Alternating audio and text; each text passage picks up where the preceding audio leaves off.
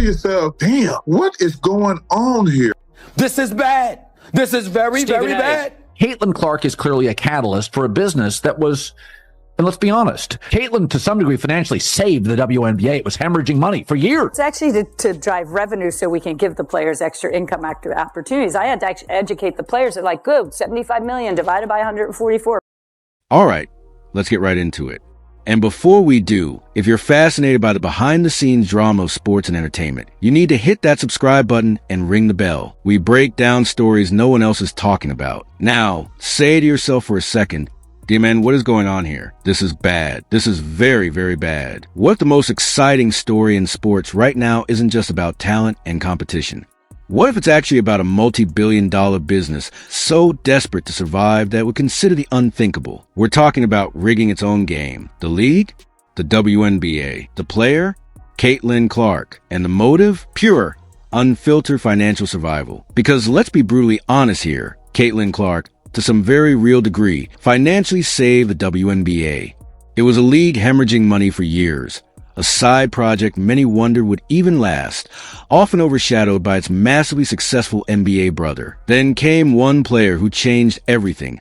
A perfect storm of talent, charisma, and timing. And now, with the entire future resting on her shoulders, the question isn't if she'll win a championship, but when the league will make sure it happens. This is the story of the Caitlin Clark effect, the shocking playoff crash after she was gone, and the hushed, closed-door discussions that suggest the Indiana Fever are being set up to absolutely dominate and win the 2025 finals. If Caitlin Clark is the quote-unquote savior, if she's the golden girl, league versus Caitlin Clark, and that is just absolutely false. It is unfair to the women that have been staying with the WNBA playoffs.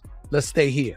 Let's just say the ratings aren't the same with Caitlin Clark. And who's setting this up? Naturally, the WNBA itself, because they stand to gain billions from this whole thing. This isn't just a game anymore. It's a high-stakes financial operation. It all starts with the arrival of Savior. Caitlin Clark didn't just make headlines when she burst onto the professional scene. She completely flipped the WNBA's entire world upside down. She landed in the league at the most perfect, pivotal moment imaginable, just as the organization was pushing for a new era of visibility. With her WNBA rookie season complete, let's see it. Most points by a point guard in a season in WNBA history. Most double-doubles by a rookie guard in WNBA history. Most points by a rookie in WNBA history. Most assists by a rookie in the history of the WNBA. Even though the WNBA had always boasted some of the planet's most elite athletes, names like Aya Wilson and Breanna Stewart, it perpetually struggled to grab that mainstream cultural attention that men's sports take for granted. The growth was slow, sometimes stagnant, a constant battle for relevance in a crowded sports landscape. Then came Clark. She shot to fame overnight thanks to her insane playmaking and those jaw-dropping, almost unbelievable long three-point shots. She was draining from the logo, but it was more than just the points. It was her brazen attitude, that seasoned swagger, an extraordinary athlete who could finally command the attention of literally hundreds of thousands of new fans. She was a star who could pull in both the die-hard purists and the casual sports watchers who had never seen a single quarter of a WNBA game before. They were suddenly glued to their screens, completely captivated. She brought something the league desperately needed, a phenomenon that transcended the sport itself. NBA negotiated the WNBA's media deal alongside its own massive media rights agreement with Disney, NBC, and Amazon, and each of those companies will have their own WNBA packages. However, NBA Commissioner Adam Silver confirmed on Tuesday that the media deals were not finalized just yet. Got to build, you have to scale, and ultimately expansion had always been on my list, but we didn't want to rush into it because we wanted new owners, like new ownership groups. Anyone who knows sports here knows, like, it's a slog to be a sports owner. Caitlin Clark is the reason why a lot of great things is going to happen for the. And the impact of this phenomenon wasn't just talk. It was quantifiable. It was historical. It was frankly ridiculous. Let's talk about the Caitlin Clark effect. By the numbers, in 2023, the year before she was drafted, the Indiana Fever were a ghost town, a team struggling on the court and at the ticket office. They averaged a measly 4,200 spectators per game, ranking them dead last in the entire league in attendance. But the second Clark stepped onto that court in 2024, those numbers didn't just grow, They exploded. Fever home games saw a monumental fourfold rise, a surge unlike anything the league had ever witnessed before. They started averaging 17,000 fans a game, catapulting them from the absolute basement all the way to first place. And it wasn't just in Indiana. WNBA ticket sales overall jumped an insane 93% this season. Some teams were even forced to move their games to massive NBA-sized arenas just to keep up with the unprecedented demand, something previously unthinkable. Indiana Fever select Caitlin Clark, University of Iowa. But the real story, the true measure of her influence, was told on television. Over 2.2 million people tuned in to watch her very first WNBA game, making it the most viewed debut in a staggering 23 years.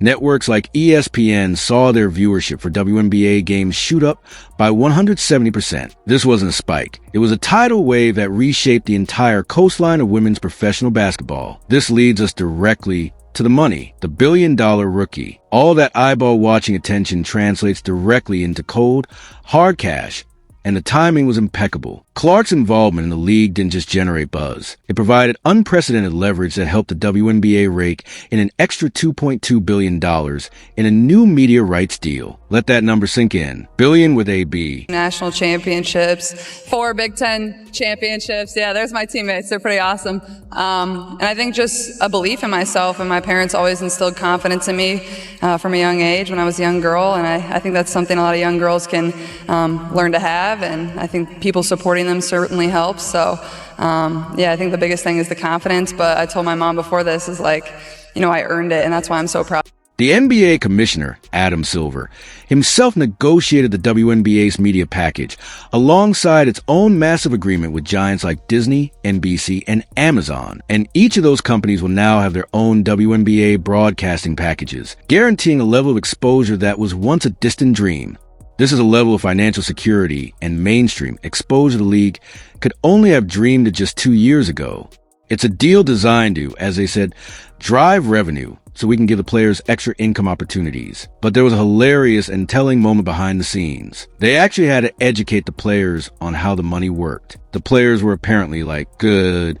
75 million divided by 144. Pay us. They didn't understand the scale, the business, the long-term investment. This was all new territory. And it was all built on the back of one rookie's unprecedented marketability and her ability to draw a national audience. Clark trying to get around Mabry. Clark to the rim, reverses it home through the contact.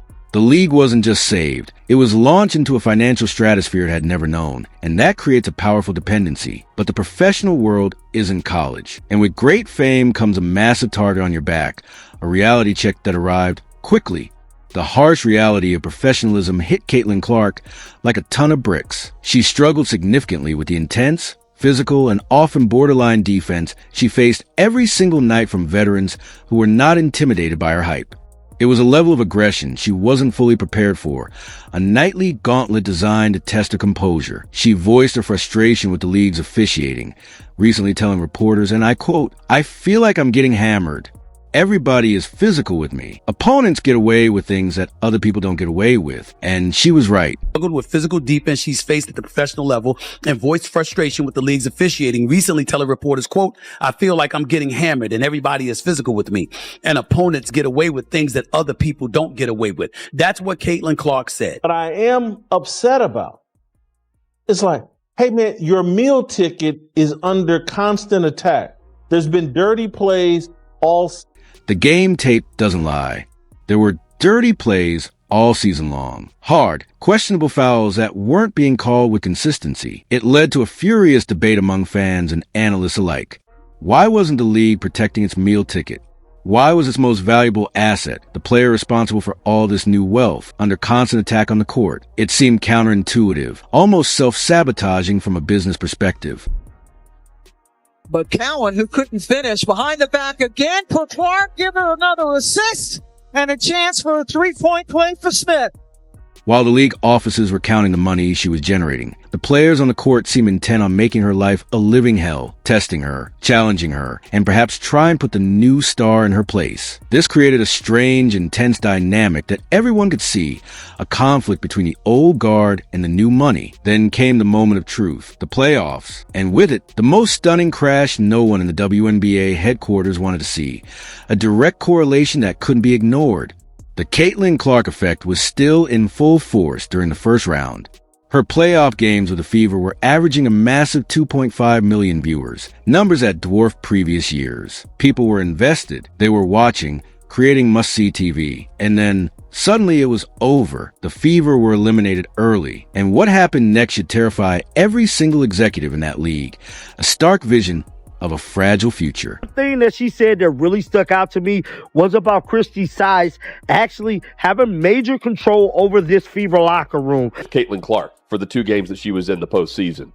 Outkick has the story available right now. You can go to outkick.com. Caitlin Clark's final WNBA playoff game. 2.5 million viewers. Appreciate you. They're ready to arrive. I don't. I think she's going to be even better.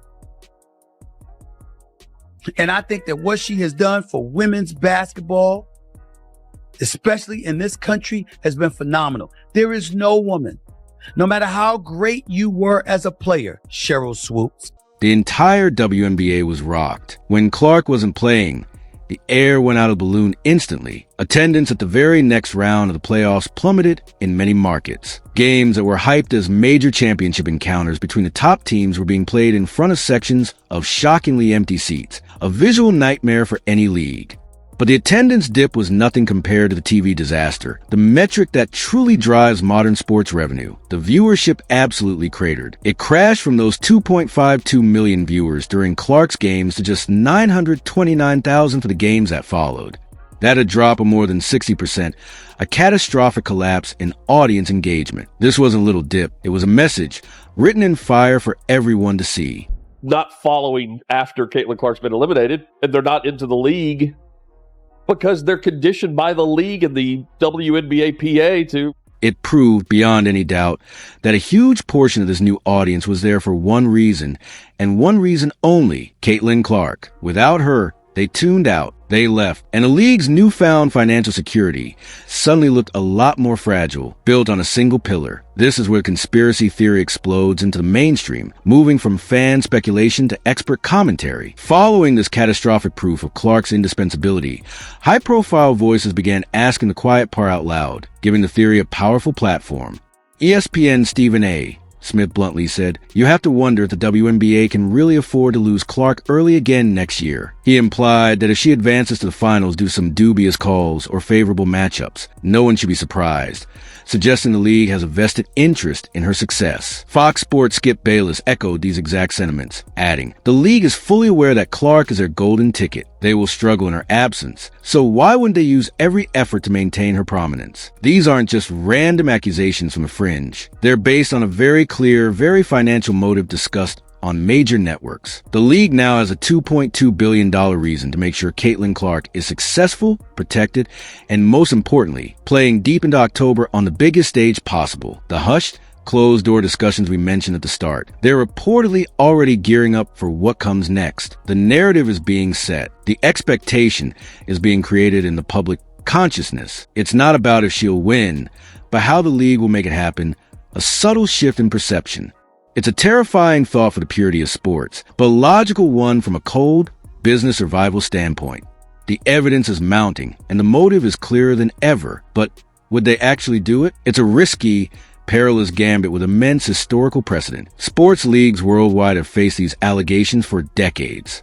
The NBA has repeatedly come under serious fire for allegedly favoring teams from larger markets or superstar players like Michael Jordan and LeBron James, especially in critical playoff moments. The NFL has been accused of the same thing, of making calls that seem to benefit well-known, popular teams to boost those all-important ratings and advertising dollars. So, The concept is not new. For the WNBA, the temptation must be overwhelming. This is a league that fought for scraps for decades. Now, it has a chance to secure its future for generations. But the risk is existential. The reputation of the league could be permanently shattered if even the slightest hint of tampering or favoritism were to surface. It would be a colossal betrayal of the devoted, longtime fans who supported them through the lean years.